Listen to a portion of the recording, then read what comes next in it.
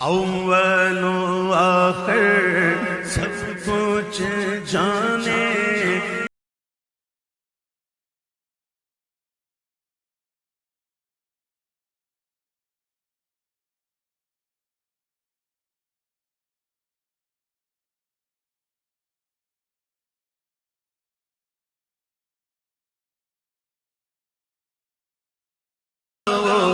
حبیب مدنی اللہ اللہ اللہ ونصلی علی رسولہ الکریم اما بعد فاعوذ باللہ من الشیطان الرجیم بسم اللہ الرحمن الرحیم ان اللہ وملائکتہ یصلون علی النبی یا ایہا الذین آمنوا صلوا علیہ وسلموا تسلیما الصلاة والسلام علیک یا سیدی یا رسول اللہ وعلی آلک واصحابک یا سیدی یا حبیب اللہ۔ الحمدللہ اس رب کائنات کا لاکھ لاکھ شکر ہے کہ آج چھٹا رمضان المبارک اور اس کے افطار کا وقت قریب ہے، اور میں اپنے تمام یاران طریقت محبان طریقت کے سامنے حاضر ہوں۔ اللہ تعالیٰ ان بابرکت گھڑیوں کے صدقے ہم سب کی حاضریاں قبول فرمائے اور نبی رحمت نور مجسم سے وفاداریاں نصیب فرمائے۔ وہ آخر الزمان نبی جو کائنات کے ہر ذرے کے لیے رحمت بن کر آیا، جس کی ہر ادا اللہ کی بارگاہ میں شرف قبولیت رکھتی ہے اور جن کا سینہ اللہ کے نور کے جلووں سے منور ہے۔ رب کائنات کا محبوب نبی ہے۔ تمام نبیوں کو اللہ تعالیٰ نے محب کا درجہ دیا اور میرے اور آپ کے نبی کو اپنا محبوب بنایا ہے۔ تو اس محبوب نبی رحمت جو نبوت کے اس پیغام میں اللہ کے نبیوں میں آخری نبی، اب یہ ہمارا عقیدہ ہے، اہل سنت کا نہیں، آل ایمان والوں کا عقیدہ ہے۔ جس نے اللہ کی وحدانیت کو مانا، نبی کی رسالت کو مانا، اس کا عقیدہ یہ ہے کہ نبی رحمت کے بعد نبوت کا دروازہ ہمیشہ کے لیے بند ہو گیا، اور وہ آخری نبی ہیں، نبیوں کے سرتاج ہیں، نبیوں کے لیڈر ہیں، سید المرسلین ہیں، خاتم النبیین ہیں، وما ارسلناک الا رحمت للعالمین ہیں۔ یہ ٹائٹلز، یہ سٹیٹس، یہ انعام، یہ برکتیں اور رحمتیں اس رب کائنات نے میرے اور آپ کے رسول کو عطا فرمائی ہے۔ ہمارا یہ عقیدہ ہے، اور اس وقت کچھ لوگ فتنہ جو ہے شروع سے حضور کے آخری ایام یہ فتنے شروع ہوئے، لیکن ان تمام فتنوں کا کلا کما کیا گیا۔ ہر مومن کا یہ تقاضا بنتا، اور اس دور میں بھی یہ قادیانیت کا ایک بڑا فتنہ ہے، اور اس فتنے کو ہمیشہ ختم کرنے کے لیے ہم سب کو اپنے ایمانوں کے ساتھ اس حضور آقا مدنی تاجدار کی غلامی کا دم بھرنے والوں کو، یہ ان کے ایمان کا تقاضا ہے۔ اس فتنے کو جو جس مختلف زاویوں سے یہ پینیٹریشن کر رہا ہے، اسے ختم کرنے کی اشد ضرورت ہے، اور آئین پاکستان میں یہ برملا اعلان کر دیا گیا ہے، یہ کافر ہیں، انہیں جو ہے نان مسلم ڈکلیئر کیا گیا ہے۔ تو یہ پھر اگر اپنے آپ کو اقلیتی چلوانا چاہتے ہیں تو اس آئین پہ یہ دستخط کریں، اور اس کے بعد پھر انہیں کسی کمیٹی یا کسی طرف شامل کیا جائے۔ پہلے یہ اپنے آپ کو ڈکلیئر کریں کہ یہ نان بلیورز ہیں، یہ جو حضور کی نبوت پہ جس نے ڈاکہ ڈالا وہ مسلمان نہیں، وہ کافر ہے۔ اس لیے میرے دوستو، یہ ہمارا ایک ڈیمانڈ ہے ہمارے ایمان کی، کہ اس وقت تک وہ حکومتی کسی پہلو پہ وہ ساتھ نہیں ہو سکتے جب تک کہ وہ اپنی پوزیشن کو ڈکلیئر نہ کریں۔ اگر وہ غیر مسلم ہیں، جس طرح باقی اقلیتیں ہیں، ہے تو یہ مرتد، اس قابل بھی نہیں ہے۔ جنہوں نے حضور کی نبوت پہ ڈاکہ ڈالا وہ کس طرح قابل ہو سکتا ہے؟ یہ ہمارا ایمان ہے۔ لیکن پھر بھی اقلیتوں پہ ڈکلیئر کرنے کے بعد جس طرح باقی اقلیتیں ہیں وہ بھی اس ملک میں رہ رہی ہے، اس طرح رہیں، اور کوئی اور راستہ نہیں ہے، اور جو بھی اس راستے کے لیے ان کے لیے کوئی راستہ بنائے گا وہ بھی تباہ و برباد ہو جائے گا۔ وہ آج کیونکہ رمضان المبارک ہے، میں اس پہلو پہ پھر بات کروں گا۔ رمضان المبارک کی برکتیں ہیں، یہ حضور کے کرم کے صدقے آج ہم پہ یہ کرم ہوا ہے، یہ رمضان کی برکتیں نصیب ہوئی ہیں، اور ان برکتوں کو سمیٹنے کے لیے اہل ایمان اس کورونا وائرس کے وبا کے باوجود آج پوری دنیا میں اللہ کی بارگاہ میں گڑ گڑا کے التجائیں کر رہے ہیں کہ مولا کریم ہماری کوتاہیوں کو معاف فرما دے، اس نبی رحمت کے کرم کے صدقے اس وبا کو بھی دور فرما اور ہماری منزلیں آسان فرما دے۔ آج کیا میرا تھوڑا سے گفتگو کا موضوع، میں نے مولانا روم کے کچھ اشعار، اور مولانا روم وہ ہستی ہیں جنہوں نے قرآن عظیم اور حضور کی محبتوں کے فیض اور اپنے پیر و مرشد کی عقیدت کا اظہار کیا ہے۔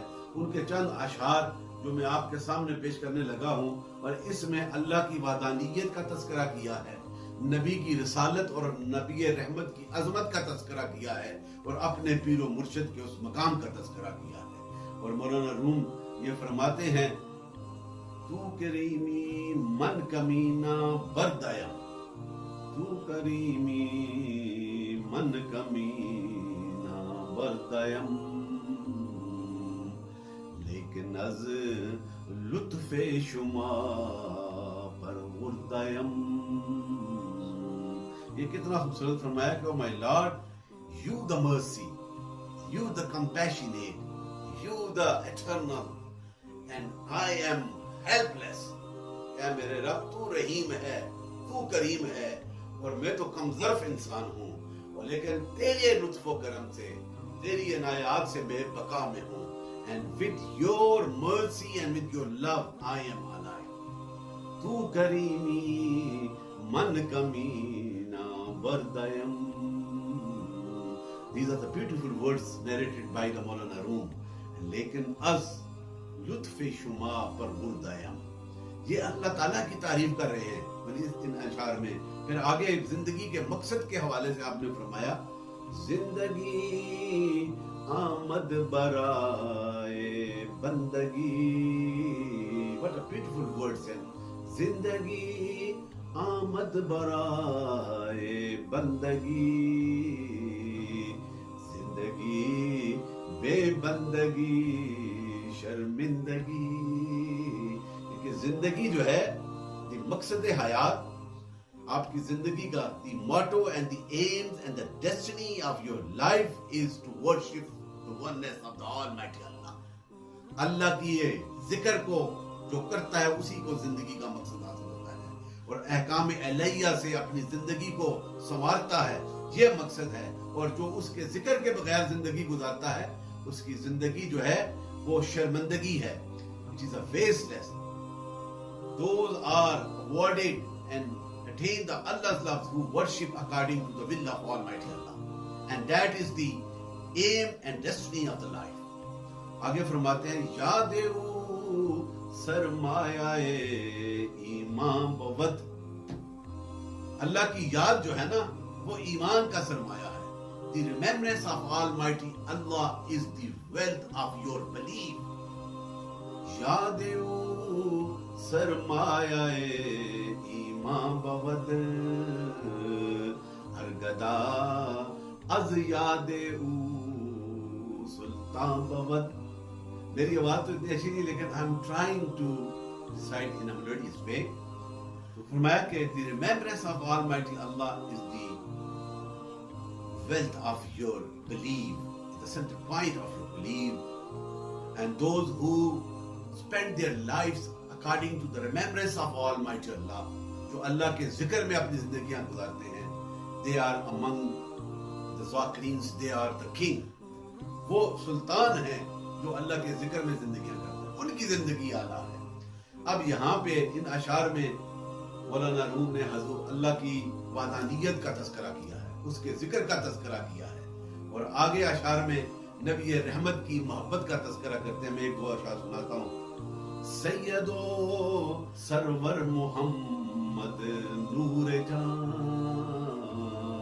یہ کتنا خوبصورت کا ہے، سید و سرور محمد نور جان، بہتر و بہتر شفیع مجرمان۔ یہ کیا خوبصورت ہے کہ حضور آقا مدنی تاجدار، our Lord, our beloved prophet, our exalted prophet, the master of the all prophets and the leaders of the all prophets, the mercy for the mankind, our beloved prophet is the life and the light of universe۔ کہ حضور کی مقدس زندگی جو ہے، حیات زندگی، ہمارے آقا کی کائنات کی جان اور نور ہے، اور ہم گناہگاروں کی شفاعت کے لیے. یہ کتنا خوبصورت ہے.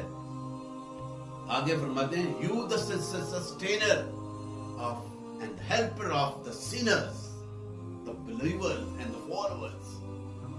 Allah Maulana Room mentioning regarding the status of the Sayyidina Prophet Muhammad sallallahu alaihi wasallam. آپ فرماتے ہیں پھر شاباز لا مکانی جانے او، شاباز لا مکانی جانے او، رحمت للعالمین درشان او. You the light and the spirit of this universe and the mercy for the mankind. That is the only personality of the Sayyidina Muhammad sallallahu alaihi wasallam. حضور کی ذات ہے اس کائنات کا نور حضور کے صدقے، اور ہماری بخشیں اور ہمارے لیے رحمتوں کا فیضان حضور کے در کے صدقے. یہ کتنا خوبصورت فرمایا. اور میں مختصر کرتا ہوں. آپ پھر آگے فرماتے ہیں آ محمد حامدو محمود شد. کیا خوبصورت. آ محمد حامدو محمود شد، شکل عابد صورت معبود شد. کہ حضور آقا محمد صلی اللہ علیہ وسلم آپ کا ذکر کثرت سے کیا گیا ہے. Oh my beloved prophet, your status is higher, more than my imaginations. اور شکل عابد صورت معبود شد. And you are the light for the whole universe. آگے پھر یہ ذکر کرتے ہیں مولانا روم اپنے شیخ طریقت سے محبت، اور شیخ سے محبت ہی نبی کی محبت کا فیض حاصل ہوتا ہے، اور پھر نبی رحمت کی محبت سے غلامی سے رب کے جلووں کا فیض حاصل ہوتا ہے. یہ تسلسل ہے، کنٹینیوٹی ہے. آپ فرماتے ہیں اولیاء اللہ اللہ اولیاء. مولانا روم نے یہ کیا خوبصورت ہے. اولیاء اللہ اللہ اولیاء یعنی دید پیر دید کبریا. یہ فرمایا کہ these the saints, the Sufis who devoted their lives, they are the friends of the Lord. یہ اللہ کے دوست ہیں، اور ان کا کو دیکھنا اس طرح کے رب کے جلووں کے فیض کو دیکھنا. یہ کتنا خوبصورت. جو ہر کے پیر ذات حق را یک ندی. کیا خوبصورت کہا ہے کہ جس نے اپنے پیر کو اللہ کا ولی نہ سمجھا. نئے مریدو نئے مریدو نئے مرید. کیا خوبصورت کہا ہے کہ پھر وہ کامل مرید نہیں ہو سکتا.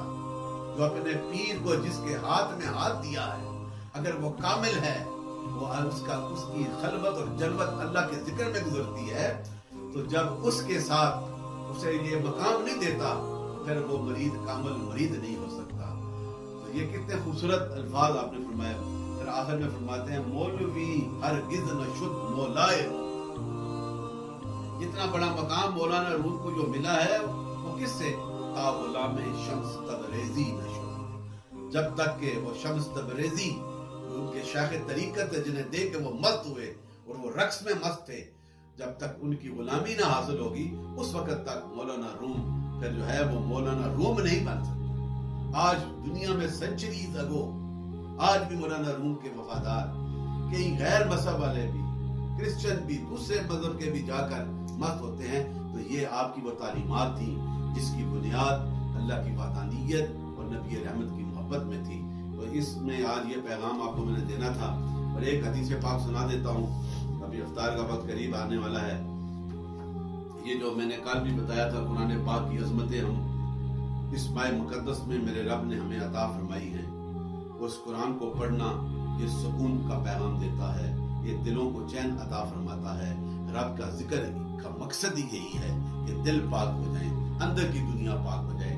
تو یہ حدیث پاک مجھے یاد ہے لیکن میں پڑھ کے سنانے لگا ہوں. یہ تلاوت ہے قرآن مجید پر فرشتوں کا نظر. یہ قرآن اتنی شان والا ہے کہ اگر خوبصورت آواز سے اور لغت اور اس کے مطابق پڑھتے ہو تو تمہاری آواز میں خوبصورتی ہے تو فرشتے بھی آ کر سنتے ہیں. اور یہ حدیث پاک حضرت ابو سعید خدری رضی اللہ عنہ سے روایت ہے. آپ فرماتے ہیں اسید بن حضیر اپنے گھر میں ایک رات قرآن مجید پڑھ رہے تھے. حضرت حسین وہ ان کی آواز بڑی خوبصورت تھی اور بلند آواز کے ساتھ پڑھتے تھے، تو اس آواز سے ان کا گھوڑا جو باندھے وہ بتکنے لگا، انہوں نے پھر پڑھنا شروع کیا، پھر گھوڑا بتکنے لگا، تو حسین کہنے لگے مجھے ڈر تھا کہ میرا بیٹا کہیں اسے وہ نہ روند ڈالے، تو وہ نیچے اترا، دیکھا تو وہ کہتے ہیں کہ میرے سر کے اوپر سے ایک بدلی سی ہے جس میں چراغ روشن ہے، سر کے بدلی سی ہے جس میں چراغ روشن ہے، اور وہ آسمان کی طرف اٹھتی چلی گئی یہاں تک کہ میری نظروں سے اوجھل ہو گئی، تو جب صبح ہوئی تو میں حضور کے بارگاہ حاضر ہوا اور یہ سارا واقعہ سنایا حضور کو کہ اس طرح میں قرآن پاک پڑھ رہا تھا تو یہ میرا گھوڑا بتکا، پھر 2 دفعہ پھر میں نیچے گیا اور دیکھا تو میرے سر کے اوپر سے ایک روشن بدلی سی اوپر کی طرف جا رہی تھی، تو حضور نے فرمایا اس کے بعد میں اٹھ گیا اور پھر میں نیچے چلا گیا، تو حضور آقا مدنی تاجدار نے فرمایا وہ فرشتے تھے، وہ that were the angels who came down to listen your Quran، تو فرشتے تھے وہ تمہاری قرات سننے کے لیے آئے، قرآن کی خوبصورت آواز کی آیاتوں کو سننے کے لیے، اگر تم پڑھتے رہتے تو صبح تک رہتے اور لوگ انہیں دیکھتے اور ان سے وہ چھپنے کی کوشش نہ کرتے۔ یہ مشکات کی حدیث سند میں نے بیان کی ہے کہ قرآن عظیم کے پڑھنے کا کتنا بڑا فیضان ہے، اور آج بھی ہم اس قرآن پاک کو سمجھیں اور ان کے ساتھ اس پہ دل کے ساتھ پڑھیں، اور پھر اس رمضان المبارک میں یہ رحمت کے عشرے میں وہ کتنا کرم ہوگا۔ اللہ تعالی ہماری حاضریاں قبول فرمائے، اور کہ ہم تیری بارگاہ میں التجا کرتے ہیں ہماری ایمانوں کو پاکیزگیاں عطا فرما، اس رمضان کی برکتوں کے صدقے ہماری مشکلیں آسان فرما، اس وبا کو، کنٹیجس ڈیزیز کو، کورونا وائرس کو، کووڈ-19 کو ہم سے دور فرما دے، اور ہماری پیشانیوں کو اپنے سامنے جھکنے کی ہمیں توفیق عطا فرما، اپنے محبوب نبی نور مجسم کائنات کے والی سید المرسلین خاتم النبیین کے ساتھ سچی وفا کرنے کی توفیق عطا فرما، اور یہ جتنے بھی فتنے اٹھ رہے ہیں مولا کریم انہیں ختم کرنے کی ہمیں توفیق عطا فرما، اور اس نبی کا سچا غلام اور وفادار بنا دے، پھر ہمارے ایمان کامل ہوں گے۔ اللہ تعالی ہم سب کی حاضریاں قبول فرما، ہماری کوتاہیوں کو معاف فرما، اور حکومت وقت کو بھی مولا کریم یہ احساس دلا کہ اس نبی کے کرم کے صدقے یہ وبا بھی دور ہوگی، جب اس نبی کے پہرے داری کرو گے، اس کی غلامی کی پہرے داری کرو گے، اس کی نبوت پہ پہرے دو گے تو پھر انعام حاصل ہوگا، فرشتے نہیں اتریں گے، ہم غلام ہیں جو حضور کی نبوت کا پہرے دار ہیں۔ اللہ تعالی ہمیں یہ احساس اور یہ ہمارے دماغوں میں، ہمارے دلوں میں اس خیال کو ہمیشہ کامل فرما دے۔ اللہم صلی علی محمد وعلی آل محمد وصحبہ وسلم۔ ان کی بات پھیلانا صدقہ جاریہ ہے، ثواب کی نیت سے ویڈیو کو شیئر ضرور کیجیے۔ جزاک اللہ۔